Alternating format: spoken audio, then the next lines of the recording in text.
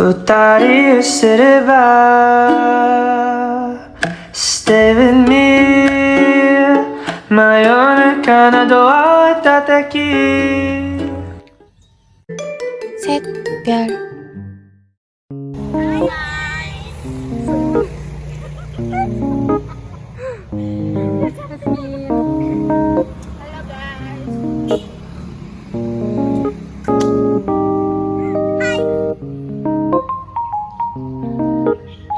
Baiklah, materi pertama yaitu mengenai psikososial pada lansia. Nah, masa penuaan pada setiap orang itu berbeda-beda. Ada individu yang telah menyiapkan masa tuanya dan ada juga individu yang merasa terbebani dan cemas terhadap hari tuanya, seperti takut ditinggalkan, takut kesepian, dan merasa tersisihkan. Selanjutnya, keberadaan lingkungan keluarga dan sosial yang menerima lansia dan juga akan memberikan kontribusi positif bagi perkembangan sosial emosi lansia. Begitupun sebaliknya, jika lingkungan keluarga dan sosial menolak atau tidak memberikan ruang hidup dan atau ruang interaksi bagi mereka, tentunya berdampak negatif atas berlangsungnya hidup lansia. Baiklah, selanjutnya menurut teori activity, semakin aktif dan terlibat lansia maka semakin kecil kemungkinan untuk rentah dan semakin besar kemungkinan untuk menjalani kehidupan yang bahagia.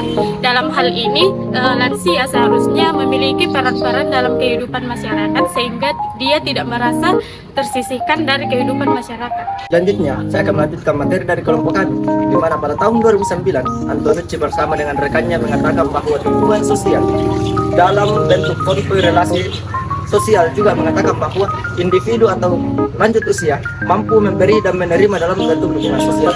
Kemudian sejalan dengan berjalannya konsep atau pemikiran yang ditawarkan oleh Antonucci pada tahun 2009, sehingga pada tahun 2007 pula itu Graffit dan bersama dengan kawan-kawannya juga mengikuti alur dan mempertegas bahwa dukungan sosial mampu memberi sangat banyak dukungan terhadap berbagai penyakit untuk diatasi secara relatif dan efektif. Kemudian, dukungan sosial yang dimaksud adalah di mana berkurangnya simptom-simptom penyakit yang dialami oleh orang lanjut usia dan diatasi secara produktif dan relatif pula. Kemudian, di dalam dukungan sosial itu ada namanya integrasi sosial, di mana integrasi sosial ini sangat berperan penting dalam mengatasi permasalahan orang lanjut usia, di mana sejalan dengan konsep atau teori selektivitas sosioekonomi, di mana dalam teori ini mengatakan bahwa di mana ada usia lanjut yang kebanyakan lebih memilih berdiam diri dan membatasi diri terhadap permasalahan dan lebih membuka diri terhadap emosional dan konteks yang berpapasan dengan emosional itu sendiri. Baik, selanjutnya mengenai sosio emosi. Orang tua lanjut usia seringkali lebih selektif dalam memilih jaringan kerja sosialnya karena lansia tersebut lebih mementingkan kepuasan emosionalnya. Nah, seringkali orang tua tersebut lebih banyak meluangkan waktunya bersama individu-individu yang telah ia kenal, sehingga hal tersebut dapat meningkatkan rasa kebahagiaan yang ada pada dirinya. Selanjutnya, orang lanjut usia sering beranggapan bahwa sisa hidupnya sudah tidak lama lagi. Emosi dan pandangan mengenai kehidupan yang berkaitan dengan kematian yang dimiliki oleh lanjut usia. Orang lanjut usia yang memiliki emosi negatif tidak hidup lebih lama dibandingkan dengan orang lanjut usia yang memperlihatkan emosi positifnya.